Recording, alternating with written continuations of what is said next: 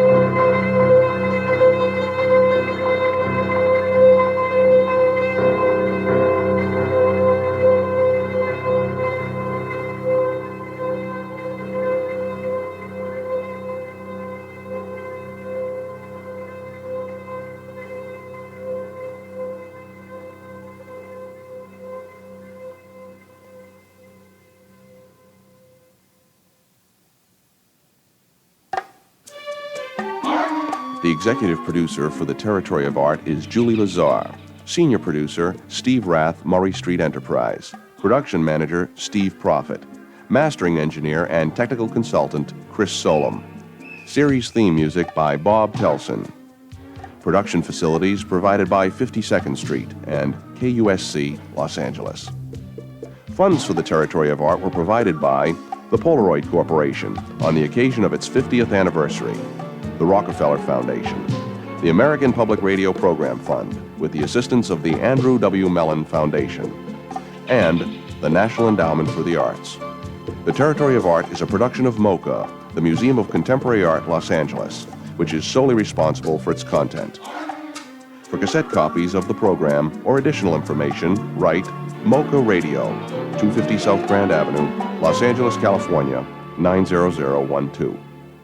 For the Territory of Art, I'm Eric Bogosian.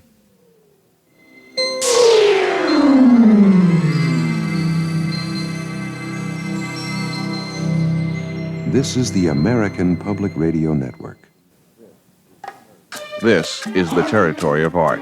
I'm Eric Bogosian. In this episode, we present Jonathan Borofsky's The Prisoner.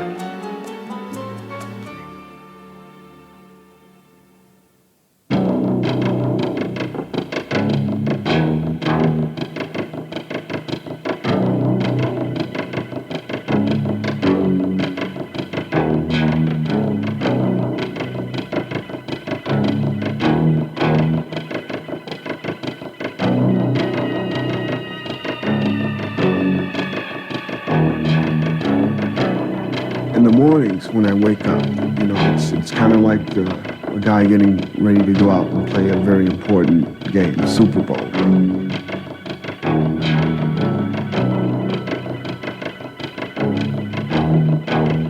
I've got to prepare myself to go outside the cell because you can't go out unaware. Because if you do, you may not come back in.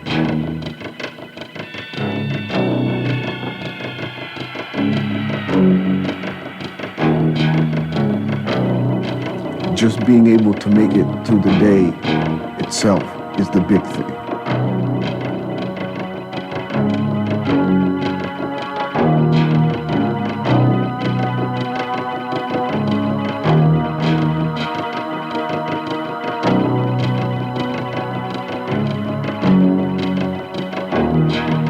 They glorify being an ass kicker.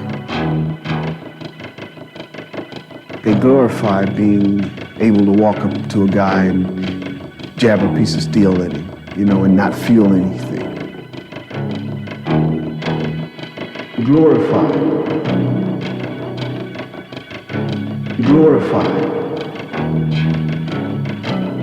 I really don't choose to be that way.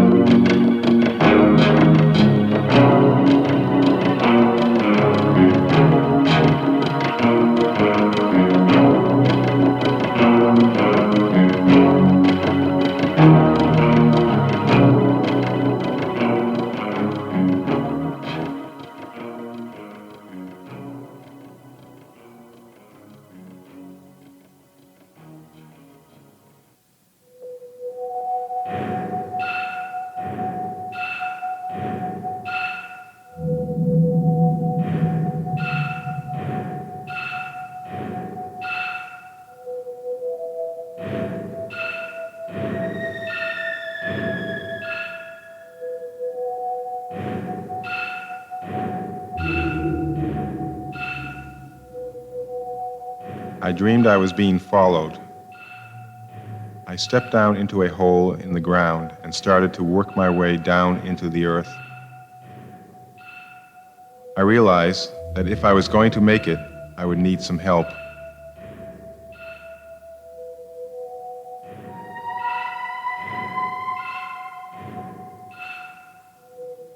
San Quentin State Prison, May 1985. James was the last of 32 prisoners interviewed by artist Jonathan Borofsky.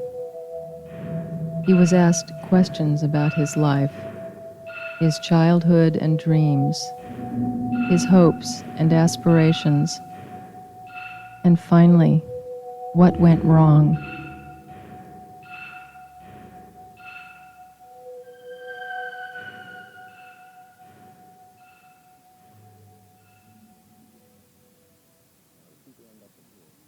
Why do people end up in here?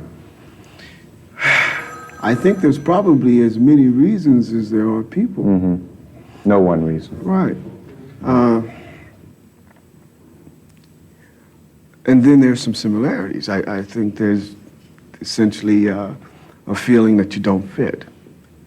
You know, I mean, you always have the attitude that I'm different. I'm not like everybody else. You know, and out of that, you try to salvage something positive. Okay, so I'm not like everybody else, so I don't have to do what everybody else does. The law says you can't do this. Fuck the law. I'm not like everybody else. The law is for them. So you do things that are contrary to what they say is normal behavior. You know, because you really don't feel good. You're feeling bad about yourself to begin with. So you're looking for things that will provide you with some positive reinforcement. So you can't find it through mainstream things. So you become the outlaw. That's your glory. You know, I'm different. That's one of the main reasons, I think, because you're different. You know, and when you come in for the first time, say you're a young kid and you come in for the first time, that difference is reinforced by other convicts and by the people who are in charge of running the prison. You know, How's that reinforced? well, because the prisoners, people doing time, they are also looking for that positive feeling. And they reinforce the feeling. They glorify the violence. They glorify being an ass kicker. They glorify being able to walk up to a guy and jab a piece of steel in him, you know, and not feel anything. You know, they glorify not having any feelings, being cold and hard. You know, I mean, that's the penultimate experience in prison. You've got to be tough, cold, hard, you know, you don't feel nothing, you know. Why aren't you like that? Because I really don't choose to be that way. It goes against my nature. I would be caught up in the same trap that I was caught up in before I came here, and that's trying to be something that I'm not. There's still a few years left.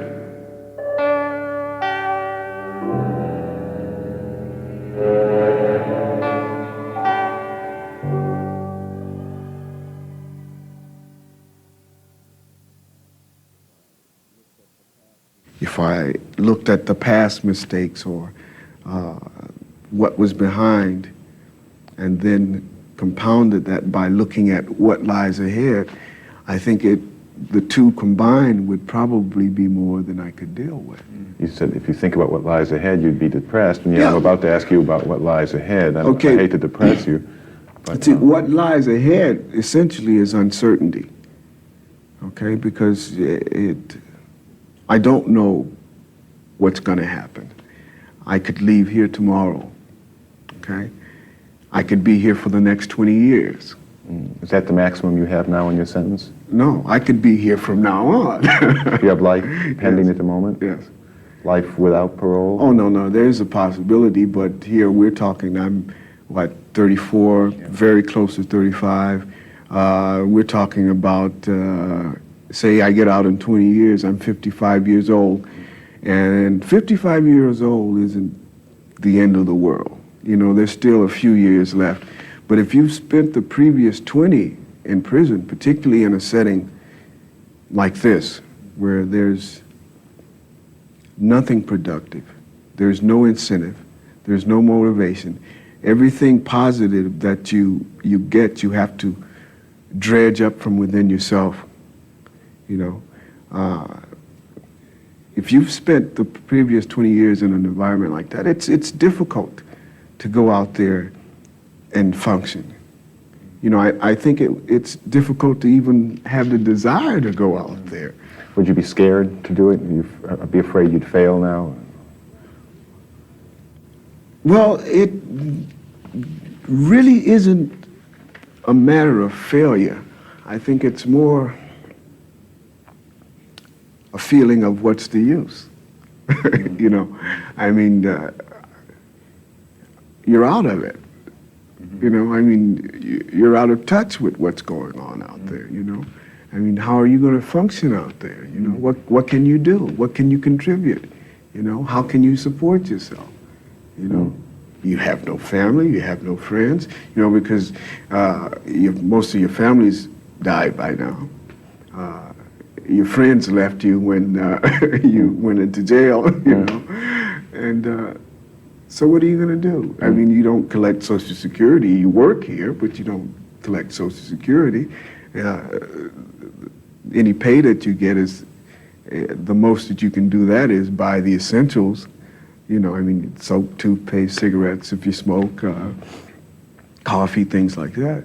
So you're not in a position where you can save anything. You can't invest in anything because you don't have the money to make investments. So you get out, and I think what they give you is $200. This is 1985. $200 buys what? Nothing, really.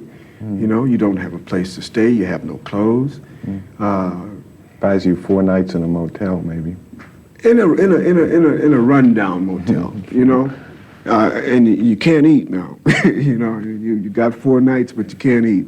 If you got to go somewhere, you got to walk because you can't afford to pay for transportation.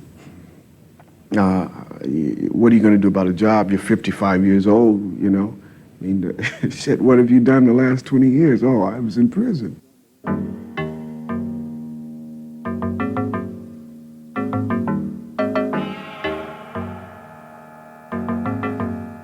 You go to work, and you find little things at work, you know, insignificant things that mean absolutely nothing to anybody else. Well, what goes on with you?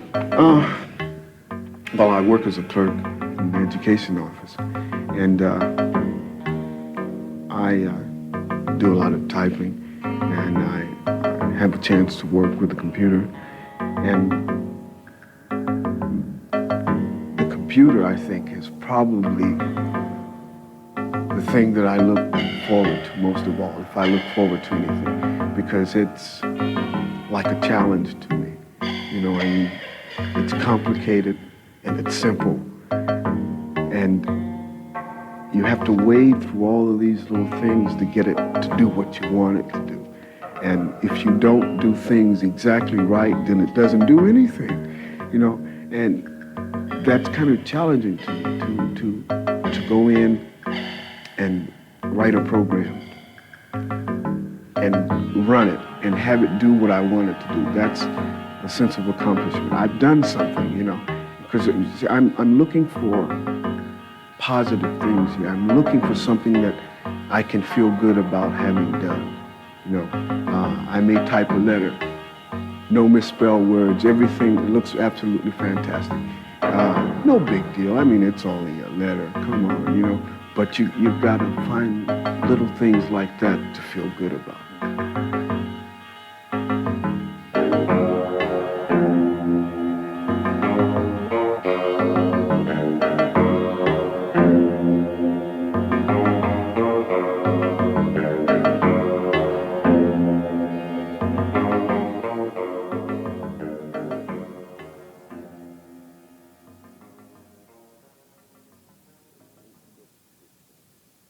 Where did you get this, besides this wisdom that you apparently have, this compassion? Was your mother that kind of person? She was an extremely compassionate person. I mean, she was one of the most beautiful people I've ever met in my entire life, you know.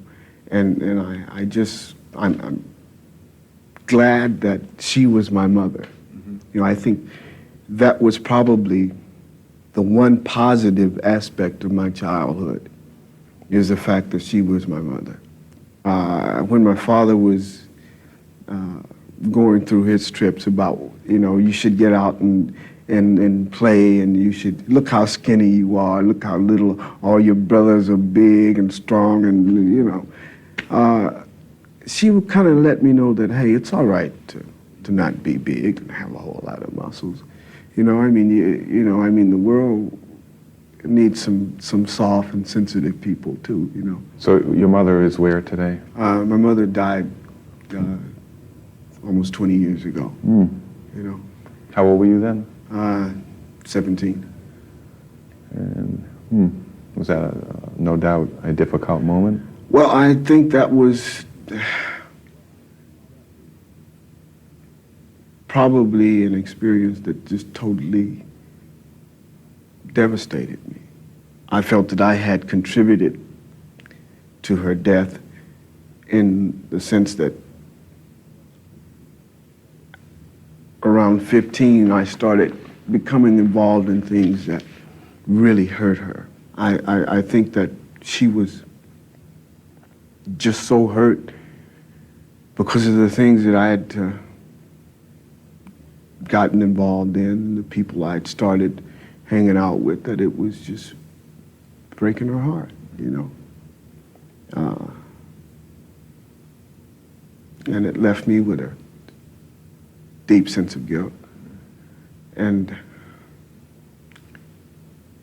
after she died, I think I just went crazy, Have you resolved any of that guilt now? I don't think it'll ever be totally resolved, because you're always feeling that the one person that really cared, man,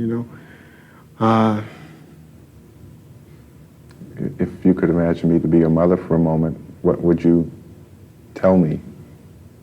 I'm sorry, and I could say a lot of other things, but that's what it all amounts to. I'm sorry, and if I could go back and undo what's been done, I certainly would, and do things totally different. But can't do that. The only thing that I can do at this point is take where I am and try to use that to make things better for what lies ahead.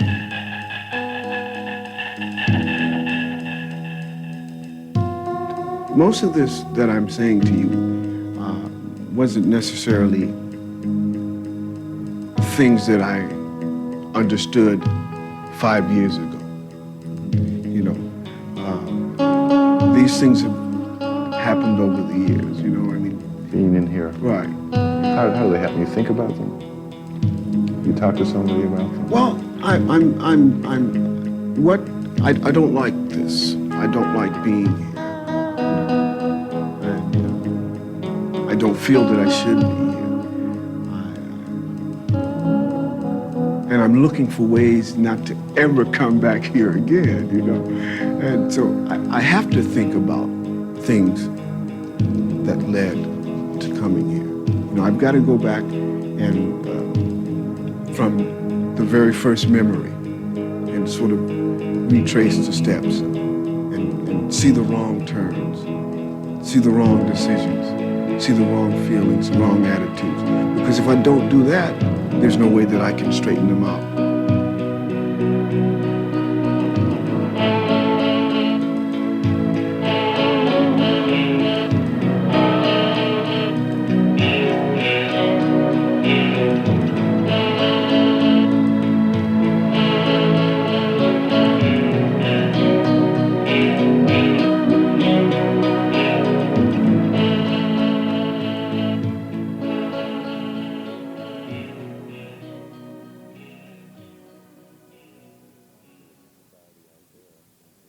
possible that the society out there, when presented with this idea, will say, why should we give them any of our attention? Why should we give them any of our time?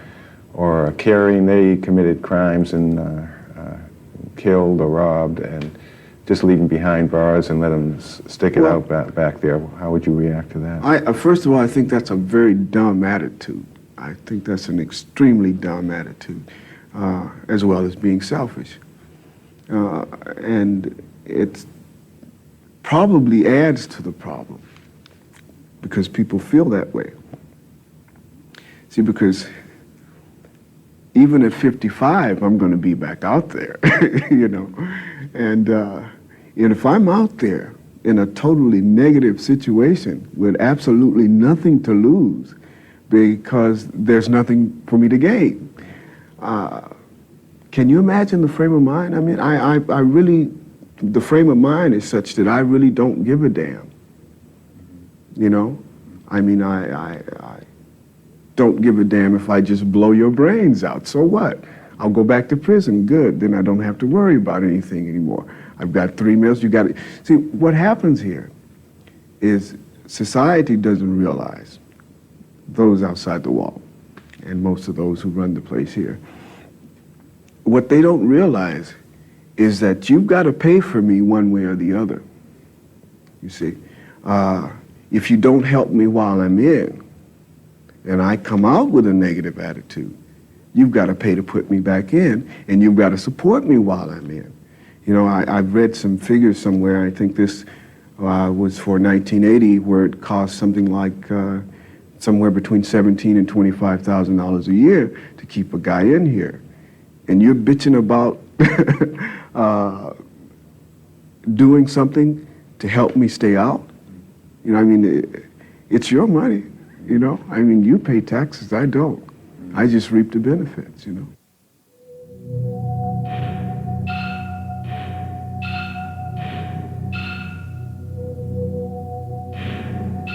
You're out of it. You know, I mean, you're out of touch with what's going on out there, you know? I mean, how are you going to function out there? You know, what can you do? What can you contribute?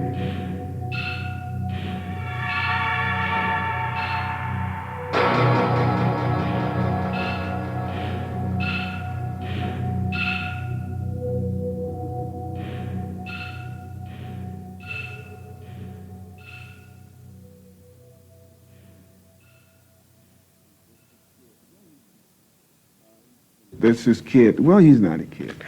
He's 22 years old. But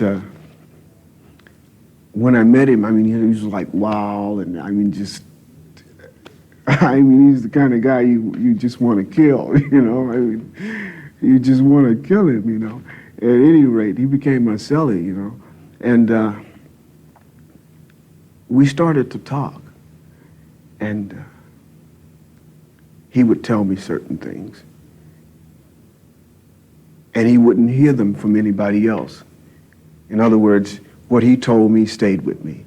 And he started to tell me more things. And I got to understand him, and I got to tell him how I felt, you know. And he just got transferred yesterday. Today's Friday, Thursday. He got transferred Thursday. And the change between when I met him and what he is now is like the difference between day and night. And he told me something that made me feel so good that I if we hadn't been on the yard there, I probably would have cried, you know. And he said that, you know, being in the cell with you is the best thing that ever happened to me. You know, and I mean, I can't tell you how that made me feel, you know. Because I'd done something, you know. I mean, here, in this place, you know, where there's absolutely nothing good to do, you know, I'd done some good, you know. And now at first he couldn't read. I taught him how to read. I got him interested in books and learning about himself and about how to deal with people. And he's grown from a wild, silly, violent, unfeeling, immature child into a man, you know? And the change was so obvious that his mother wrote me, you know, and Wow. and Well, congratulations for that. you know? Yeah. Yeah. So I'm doing what I can, when I can, where I can. And, but to see the thing there was that he wanted it. He wanted to change. See, and he was presented with an opportunity and an alternative, and he took it. And that's what I'm saying that the prison system should be about. Present a guy with an opportunity. Give him an alternative. Not everybody's going to take it because some people will never change. But you've got a lot of youngsters here. You've got a lot of young guys. And give them a chance. Give them an opportunity. Give them an alternative. You know? And some will take it. You know, what if only 10% take it? That's 10% you don't have to worry about anymore. You know, that's 10% that can contribute something. You know? Shit, give me a chance, you know? I mean, bring it down to a more personal level. Give me a chance. Give me an alternative. Give me an opportunity, you know? But that's the one message that I would like to get over to them. You know, present some alternatives. Because you're going to pay either way it goes. You're going to either pay for constructive things or you're going to pay for the destructive acts. Both ways. Because the act might be directed at you. Because most guys don't plan things. It's spur of the moment. Random. Right. And it could be you. It could be you, you know? Well, I think as a child, I wasn't really aware of limitations.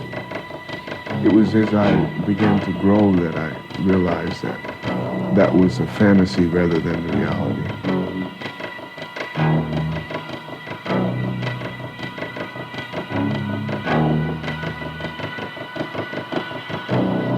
I dreamed I could fly. I dreamed I could fly.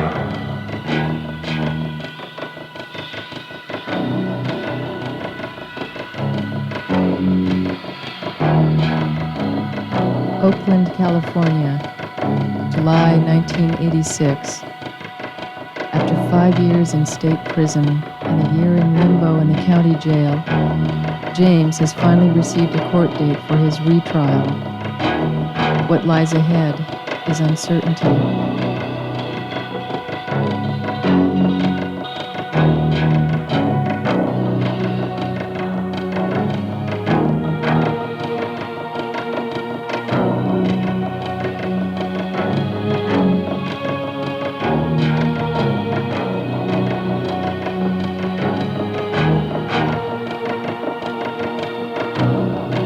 This program was produced by Gary Glassman and Ed Tomney in association with Jonathan Borofsky. Music was composed by Ed Tomney. Narration was by Twinka Tebow. James's interview was excerpted from the videotape Prisoners by Jonathan Borofsky and Gary Glassman.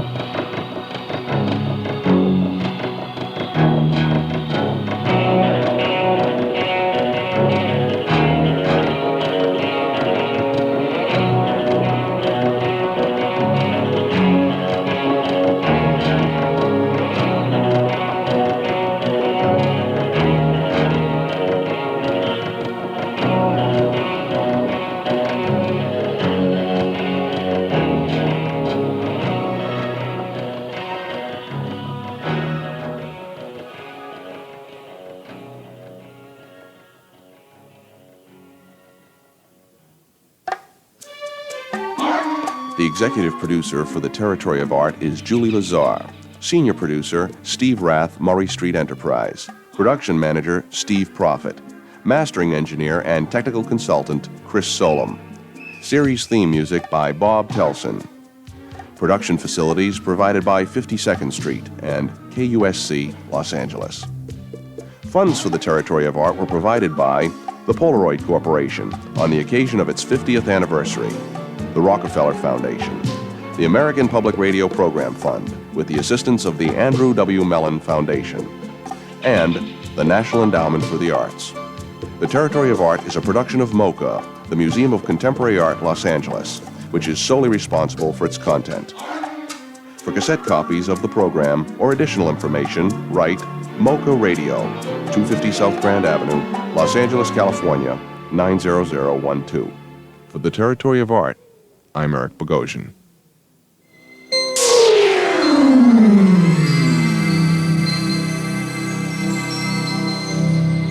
This is the American Public Radio Network.